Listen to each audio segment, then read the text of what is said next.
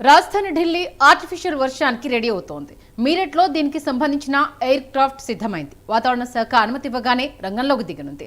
వాయు కాలుష్యం అనగానే అందరికీ మొదట గుర్తొచ్చేది ఢిల్లీ నగరమే.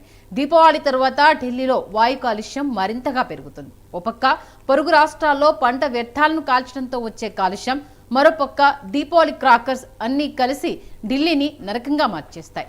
దీని నుంచి ఉపశమనానికి కృత్రిమ వర్షం ఉపయోగపడుతుందని భావిస్తున్నారు. ఇప్పటికే కృత్రిమ వర్షానికి చురుగ్గా ఏర్పాట్లు జరుగుతున్నాయి. క్లౌడ్ సీడింగ్ ద్వారా కృత్రిమ వర్షాన్ని కురిపించబోతున్నారు.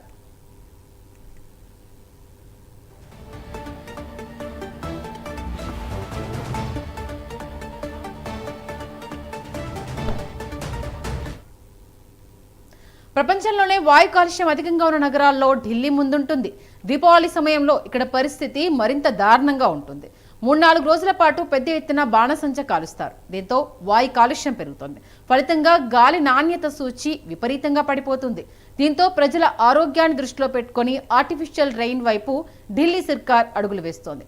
ఐఐటి కాన్పూర్ సాయంతో ఢిల్లీ సర్కార్ ఈ వినూత్న ప్రాజెక్టును చేపట్టింది.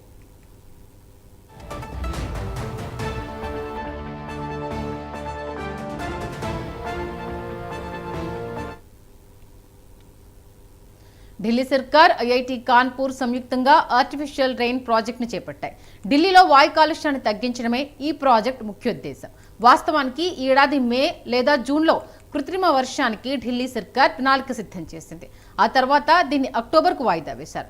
క్లౌడ్ సీడింగ్ ప్రయోగాలకు సివిల్ ఏవియేషన్ సంస్థ నుంచి కూడా అనుమతులు లభించాయి. అక్టోబర్ 1 నుంచి నవంబర్ 30 వరకు ఎప్పుడైనా క్లౌడ్ సీడింగ్ ప్రయోగాలు జరుపుకోవచ్చని సివిల్ ఏవియేషన్ విభాగం అనుమతులిచ్చింది. దీంతో తొందరలో ఢిల్లీలో కృత్రిమ వర్షాలు కురవబోతున్నాయి.